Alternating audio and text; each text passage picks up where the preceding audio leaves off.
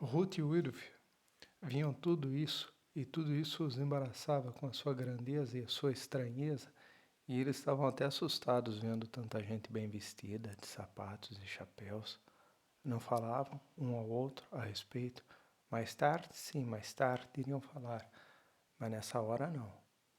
Vinham os tanques de óleo da cidade e os dos subúrbios da cidade, tanques de óleo negro, e sentiam o cheiro de óleo, de gasolina pairando no ar, mas nada diziam. Tudo isso era tão grandioso que os assustava.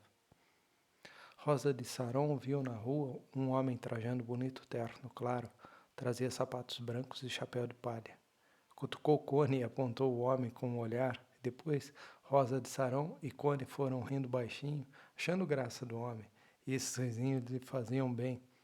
Tapavam a boca, faziam-lhes bem poder olhar alguém e achar graça do jeito dele. Ruth e Whitfield notaram esses risinhos, era tão engraçado como eles riam, que procuraram descobrir o motivo, mas não conseguiam. E quiseram rir também, mas não havia jeito de rirem. E Rosa de Saron e Cone já perdiam até o fôlego, estavam vermelhos de tanto rir. Cada vez que até o fôlego estavam vermelhos tanto que até olhavam um para o outro e caíam na gargalhada. Subúrbios espraiavam-se. Tom guiou mais vagarosamente, com mais cuidado no meio do tráfego movimentado. Depois alcançaram a estrada 66, o grande caminho para o oeste, e o sol estava submergindo no horizonte. O para-brisa estava coberto de poeira. Tom empurrou o boné mais ainda sobre os olhos, empurrou tanto que somente podia enxergar à sua frente, erguendo forçadamente a cabeça. A voz estava pesadamente adormecida, o sol batendo em suas pálpebras baixadas, e as rugas de suas faces estavam coloridas de vermelho, cor de vinho, e as manchas escuras de seu rosto tornaram-se mais escuras ainda. Tom disse: agora não saímos dessa estrada até chegar lá. Mãe esteve em silêncio o tempo todo. É bom a gente procurar um lugar para acampar antes que fique muito escuro, disse ela agora. Tem que cozinhar um pouco de carne de porco e fazer pão. Isso leva bastante tempo. É isso mesmo, concordou Tom. Não se pode fazer essa viagem numa só estirada. A gente tem que arranjar um lugar para descansar. De Oklahoma City e a Betânia. São 14 milhas, Tom disse. Acho bom a gente parar aqui mesmo antes que o sol desapareça. O Walt tem que preparar aquele teto sobre a carroceria sem falta. O sol queima como o diabo, não se pode viajar assim. Mãe estava cochilando de novo. Sua cabeça ergueu-se agora no movimento rápido. Tem que cozinhar de novo. Sua cabeça ergueu-se agora no movimento rápido.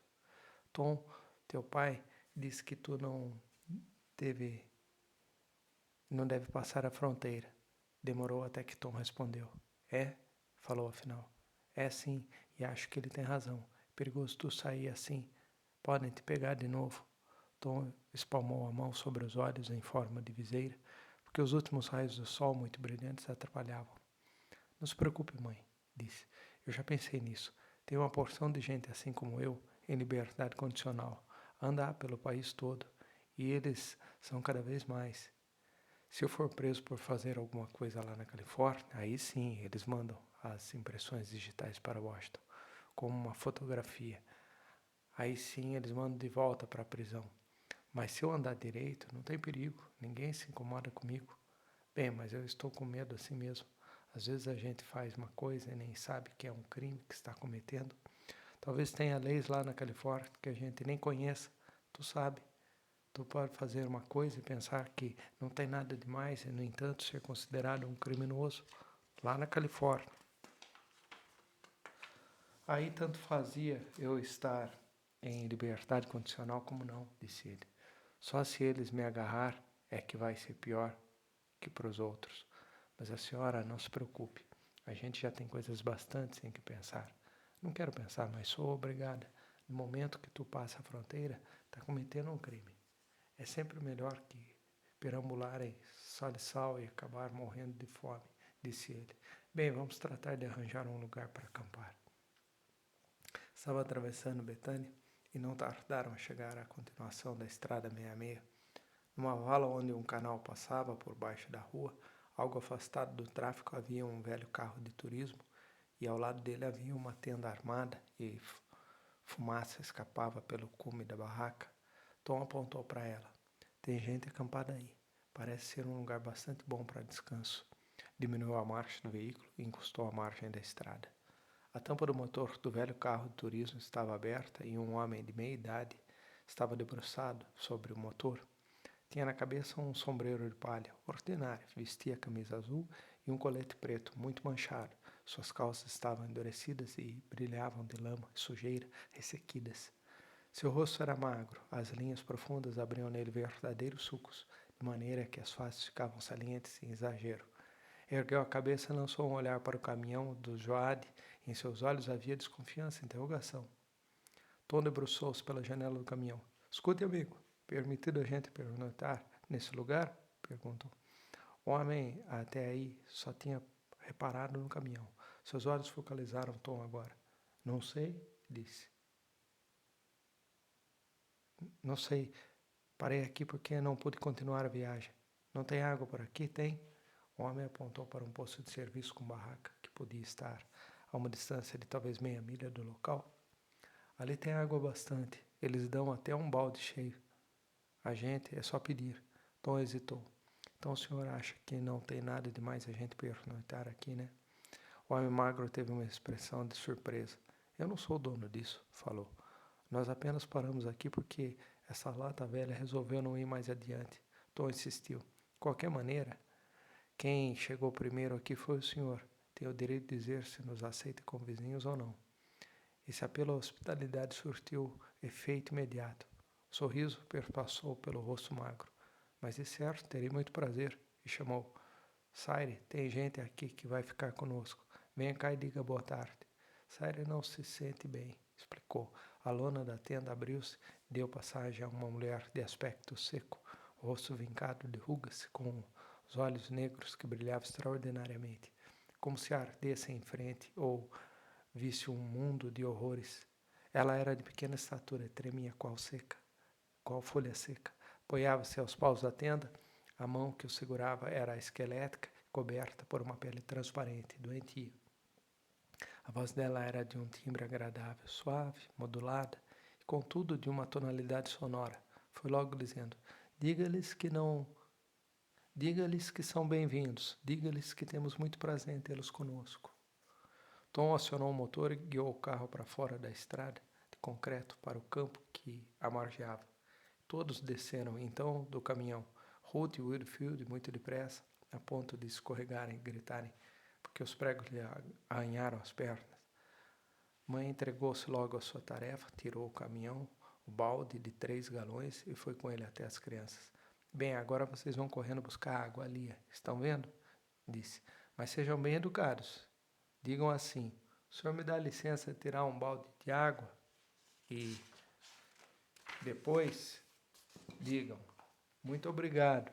E peguem ambos no balde e tomem cuidado para não entornar a água. E se acharem lenha no caminho, é bom trazer também, que é para a gente fazer fogo, viram? As crianças saíram em direção ao posto de serviço. Junto à tenda iniciou-se uma palestra acanhada. O pai disse, o senhor não é de Oklahoma, é? E Al, que estacionava junto ao caminhão, olhou para a placa do automóvel de turismo. Kansas, disse. O homem magro disse, somos de Galena, isto é, de perto de Galena. Meu nome é Wilson, Ivy Wilson. Nós nos chamamos Joad, disse pai. Viemos de perto de Salisal. Muito prazer em conhecê-los, disse Ivy Wilson. Sire, esses são os Joad. Eu sabia logo que não são do Oklahoma. Tem um sotaque engraçado, quer dizer, diferente, não é? É, todos falam de uma maneira diferente, disse Ivy. O povo de Arkansas fala de uma maneira e o de Oklahoma de outra maneira. Nós conhecemos uma senhora de Massachusetts e a fala dela então era bem diferente mesmo. Quase a gente não a podia compreender. Noah e o tio Joad e o pregador começaram a descarregar o caminhão. Ajudaram primeiro o avô a descer e fizeram sentar-se na grama e ele ficou sentado no mesmo lugar, encolhido, a olhar à frente com os olhos inexpressivos. O senhor está doente? Perguntou-lhes Noah. Estou me sentindo mal como o diabo, falou o avô, em voz fraca. Cyrus Wilson dirigiu-se a ele vagarosamente. O senhor não quer entrar na nossa tenda? Perguntou ela. Podia deitar-se um pouco sobre o nosso colchão e descansar. Ele encarou-a animado pela voz suave da mulher. Venha, não faça cerimônia, disse ela. O senhor precisa descansar. Eu o ajudo até lá. Inopinadamente, a avó desatou em choro. Seus olhos tremiam. Sacudiam-se-lhe a barbicha rala e seus lábios finos, velhos, entesaram-se. E ele grunhiu qualquer coisa, roucamente. Mãe foi a ele e enlaçou-o com os braços, depois ajudou-o a erguer-se e conduziu à tenda. Tio John disse, ele deve estar mesmo muito doente. Nunca fez isso antes. Nunca vi ele chorando. Trepou na carroceria e jogou um colchão para baixo. Mãe deixou a tenda e foi falar com o pregador. Sr. Case, disse, o senhor já tratou de doentes, não foi? Avô está bem mal. O senhor não quer ver o que ele tem? Case foi rapidamente até a tenda e entrou. Um colchão do casal estava estendido no chão, coberto com alvo lençol, e tinha ao lado um pequeno fogareiro de estanho com pés de ferro e que o fogo ardia inseguramente. Havia ainda na tenda um balde cheio de água, um caixote com gêneros alimentícios e outro caixote que servia de mesa, e era tudo. Os raios do sol poente coavam-se avermelhados através das paredes de lona da tenda. Cyril Wilson estava ajoelhada junto ao colchão, onde avô estava deitado de costas. Tinha os olhos abertos, mirava o teto, e em suas faces bailavam os fracos raios vermelhos. Respirava com dificuldade. Case apalpou com os dedos a munheca esquelética. Cansado, avô? Perguntou. Os olhos inexpressivos voltaram-se em direção à voz, mas nada pareciam ver, e os lábios finos formulavam palavras, mas nada diziam. Case tateou a pulsação e pôs depois a palma da mão na testa do avô. O corpo do ancião começou a debater-se, suas pernas moviam-se convulsivas, suas mãos agitavam-se. Emitiu sons confusos, inarticulados. Seu rosto tornou-se rubro sob a barbicha branca. Cyril Wilson dirigiu suavemente a Case. O senhor sabe de que se trata? Ele olhou para as faces enrugadas e os olhos ardentes. A senhora sabe? Acho que sim. Que é? Perguntou Case.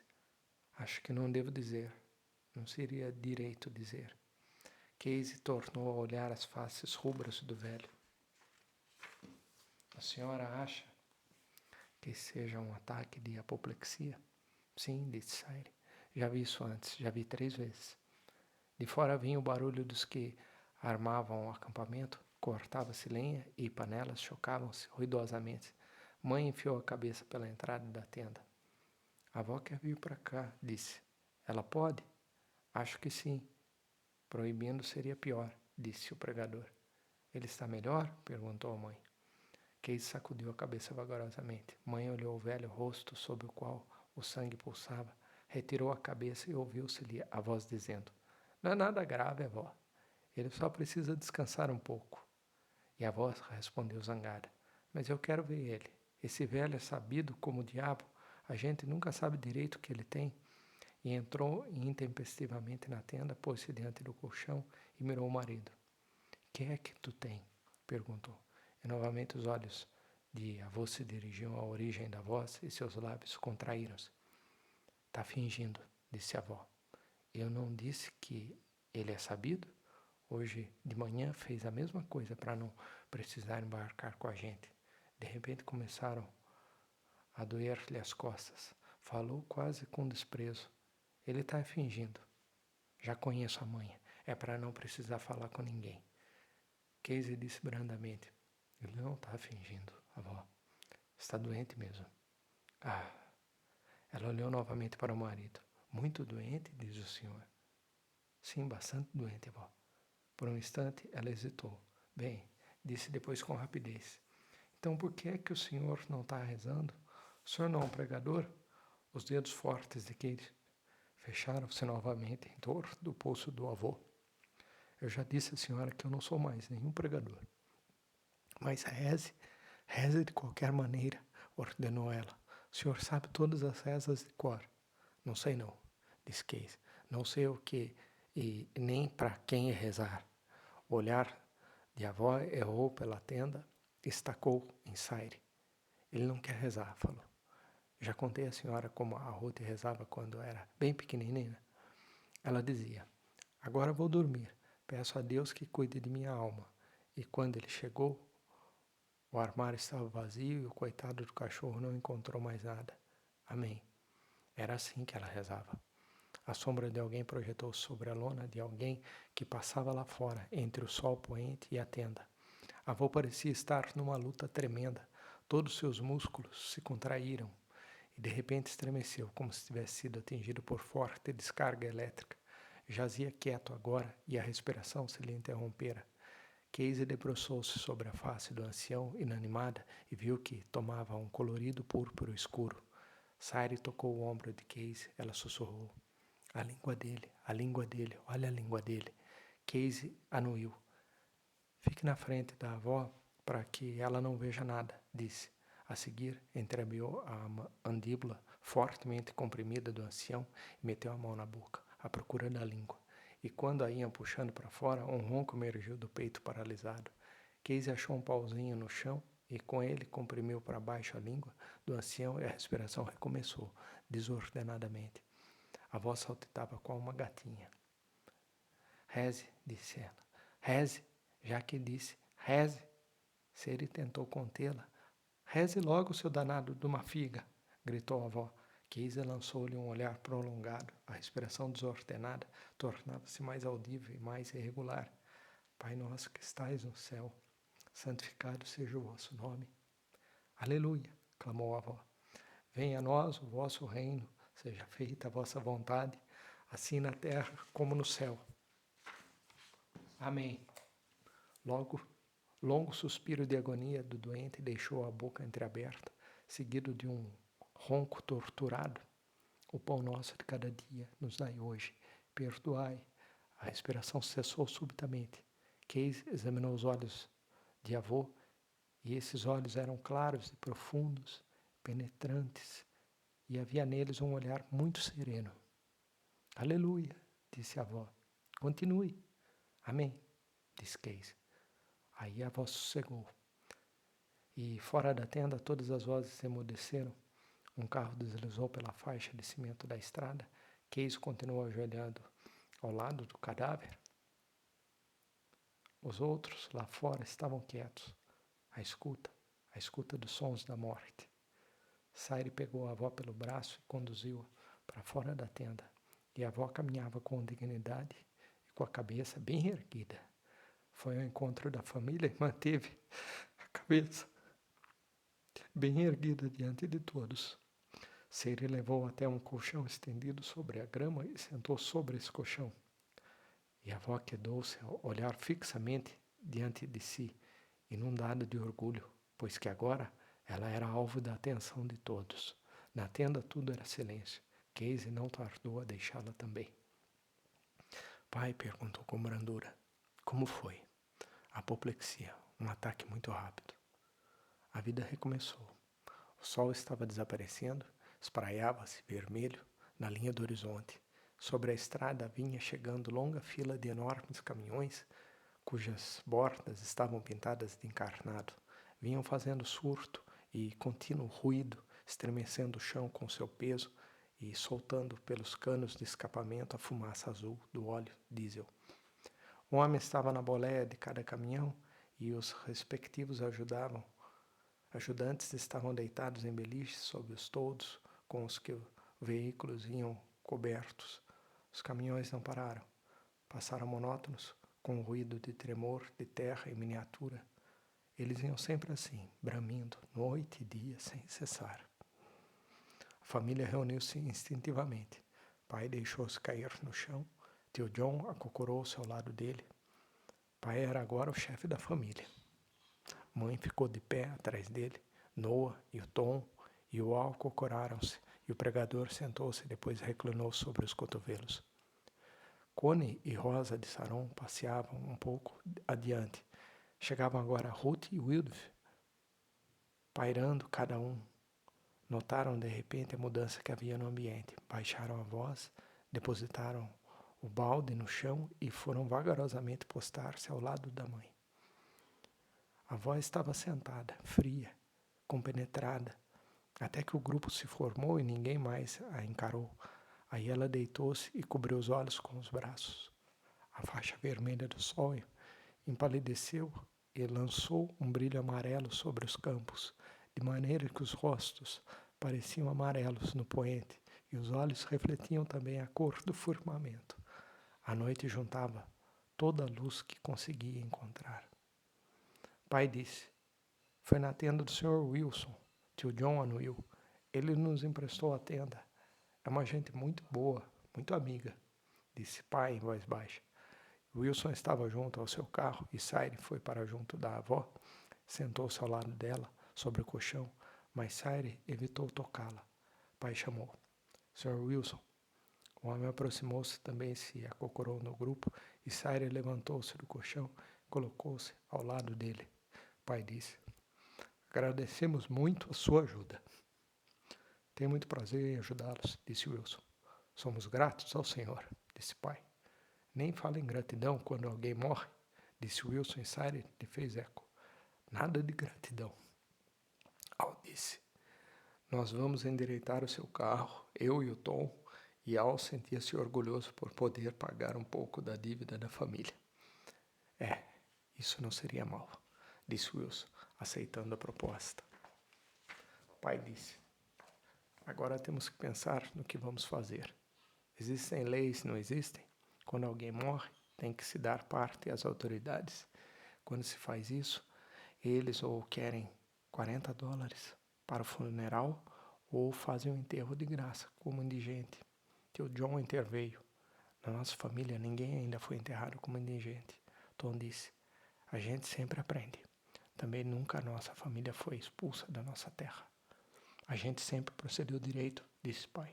Nunca ninguém pôde falar mal de um Joade. Sempre pagamos as coisas que compramos. Não aceitamos caridade. Quando houve aquela história com o Tom, também pudemos ter a cabeça levantada.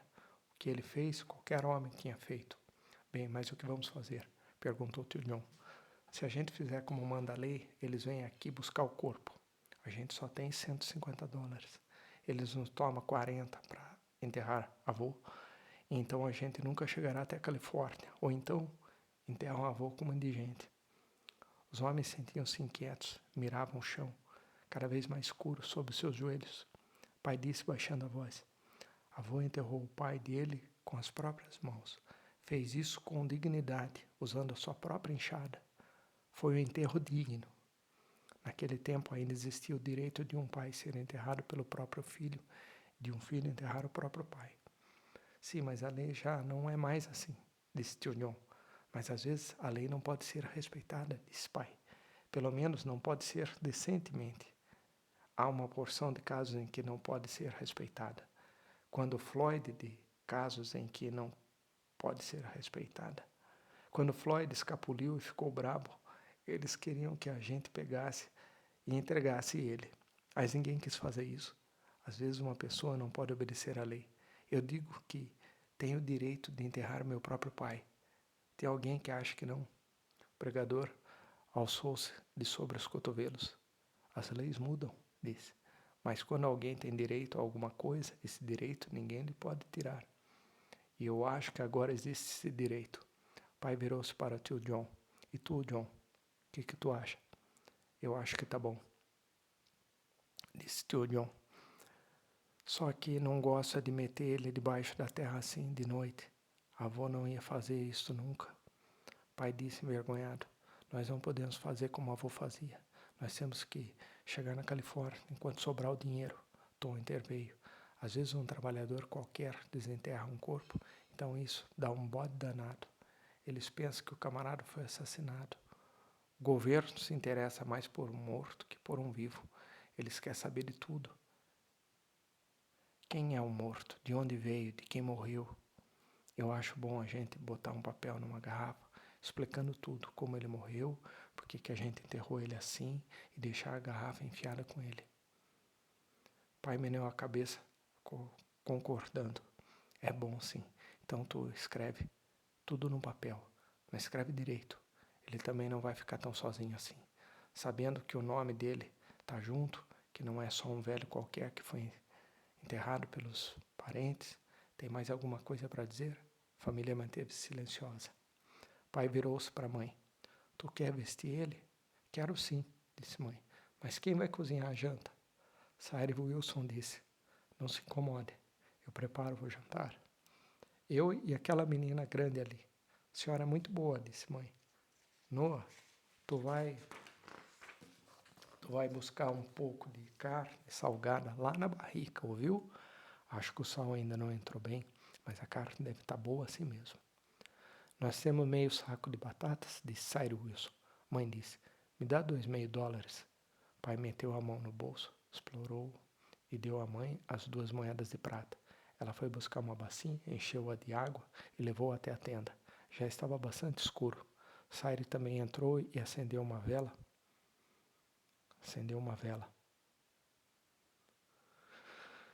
E colocou-a sobre um caixote e tornou a sair. Mãe olhou o ancião morto. Depois rasgou uma tira do avental, amarrou-lhe o queixo, endireitou-lhe a seguir as pernas, cruzou-lhe os braços sobre o peito, baixou-lhe depois as pálpebras e colocou uma moeda de prata sobre cada uma delas. Abotou-lhe a camisa, lavou-lhe o rosto. Cyrus olhou para dentro da tenda e perguntou, posso ajudar a senhora em alguma coisa? Mãe olhou para cima. Entre, disse. Queria dizer uma coisa para a senhora. A senhora tem uma filhinha muito boazinha, disse Cyrus. Agora mesmo ela está descascando batata. O que posso fazer para a senhora? Eu queria lavar todo o corpo do avô, disse mãe, mas ele não tem outra roupa para vestir.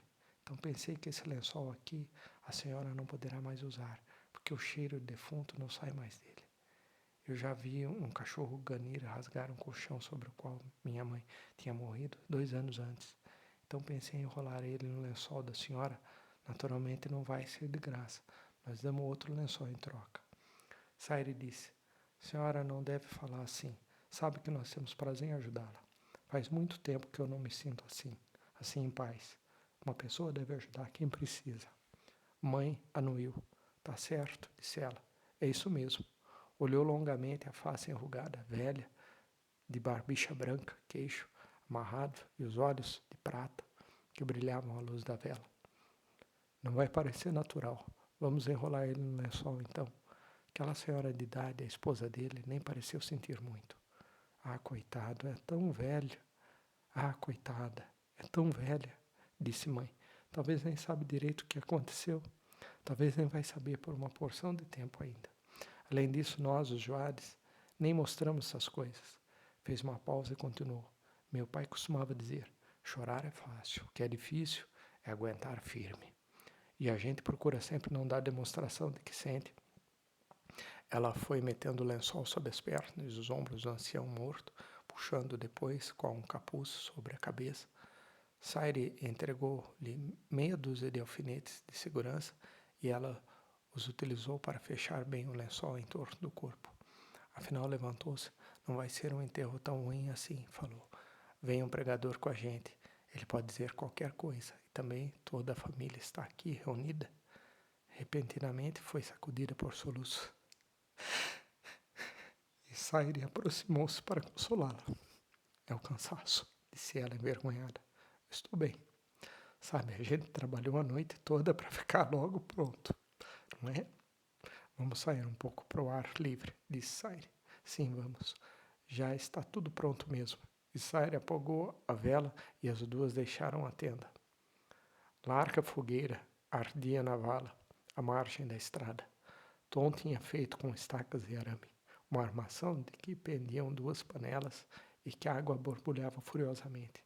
De sob as tampas das panelas escapavam rolos de vapor branco.